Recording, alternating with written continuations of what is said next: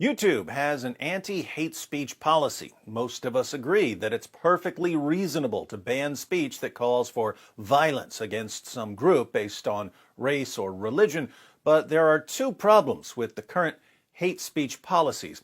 One, the morons who enforce these policies have been trained to think that anything they disagree with is hate speech, so they end up using hate speech policies for their own personal political agendas. And two, these policies are enforced selectively, meaning that if you're from a particular group, your hate speech may be protected by YouTube. In other words, if a white supremacist group promotes hate speech against Jews, the white supremacist group will be banned by the YouTube Trust and Safety team. But if Islam promotes hate speech against Jews, Islam will be protected by the same Trust and Safety team. Let's look at an example, and we'll see how this works. Surah 5, verse 82 of the Quran. Certainly you will find the most violent of people in enmity for those who believe to be the Jews and those who are polytheists. And you will certainly find the nearest in friendship to those who believe to be those who say, we are Christians. This is because there are priests and monks among them, and because they do not behave proudly. According to this verse, Jews and polytheists are the ultimate enemies of Muslims, but Christians are the best friends of Muslims. When Muhammad began preaching in Mecca, he basically said, it's Muslims and Jews and Christians united against the polytheists. Then he went to Medina, and the Jews rejected him. So then his message became, it's Muslims and Christians against Jews and polytheists. Then the Christians rejected him, and his message became, it's Muslims against everyone. So Surah 5, verse 82 is from the period when Muhammad thought that Christians were going to accept him as a prophet. Funny how Allah's eternal revelations about Jews and Christians change based on how Muhammad feels about them. Now, what are Muslims supposed to do about their enemies, the Jews, according to Muhammad? Sahih Muslim 7339. It was narrated that Abu Hurairah said, the Messenger of Allah said, the hour will not begin until the Muslims fight the Jews, and the Muslims will kill them, until a Jew hides behind a rock or a tree, and the rock or tree will say, O Muslim, O slave of Allah, there is a Jew behind me, come and kill him. Except the Garkad, a thorny tree, for it is one of the trees of the Jews. According to Muhammad, Islam is moving towards a final showdown with the Jews. In this final showdown, Muslims will exterminate the Jews. Jews will try hiding behind rocks and trees, but the rocks and trees will tell the Muslims, there's a Jew hiding behind me. Come, kill him. Except the Garkad tree. According to Muhammad, some trees are loyal to the Jews and won't snitch on them. Keep in mind, this is the same so-called prophet who delivered the Quran.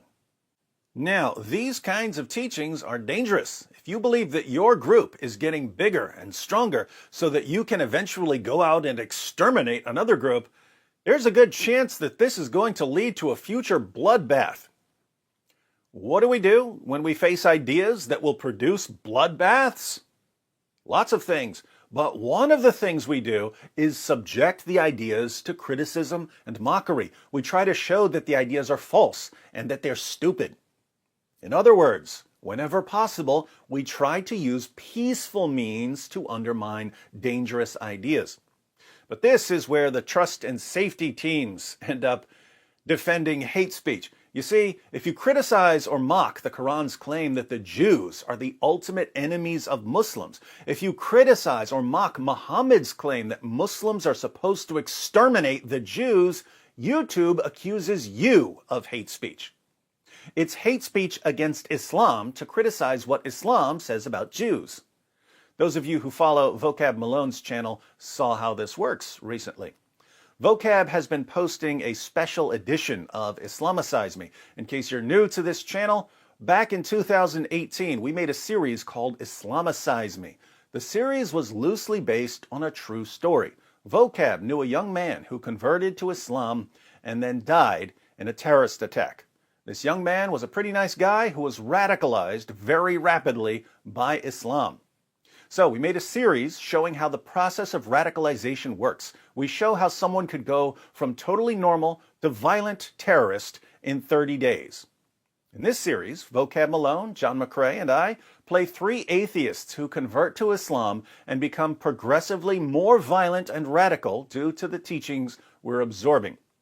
On day 23 of Islamicize Me, we deal with Islam's claims about the Jews. Now, the joke of the day 23 episode is that our characters find out that they're supposed to confront the Jews, so they decide to confront the Jews on a public sidewalk. But when they go looking for Jews, they find the black Hebrew Israelites who claim to be the true Jews.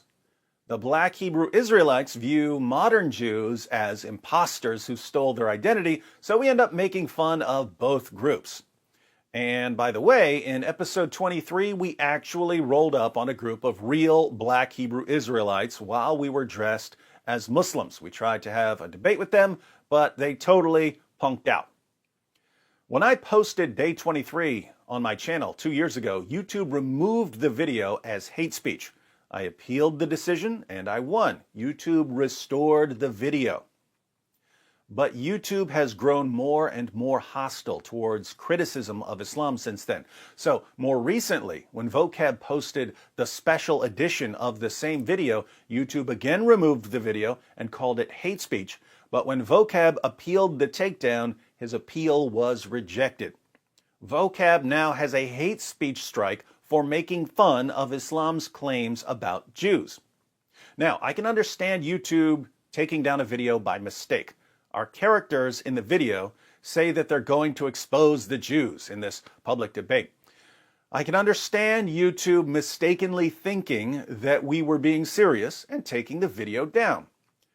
But then you get to appeal and you say, this is not us promoting hate speech. This is us making fun of hate speech. This is satire. We're mocking hate speech. But then they reject the appeal because the hate speech we're mocking is part of Islam.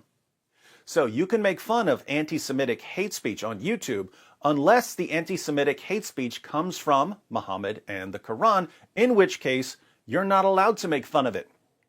YouTube will ban your video as hate speech and give your channel a strike for making fun of Muhammad's claims about Jews.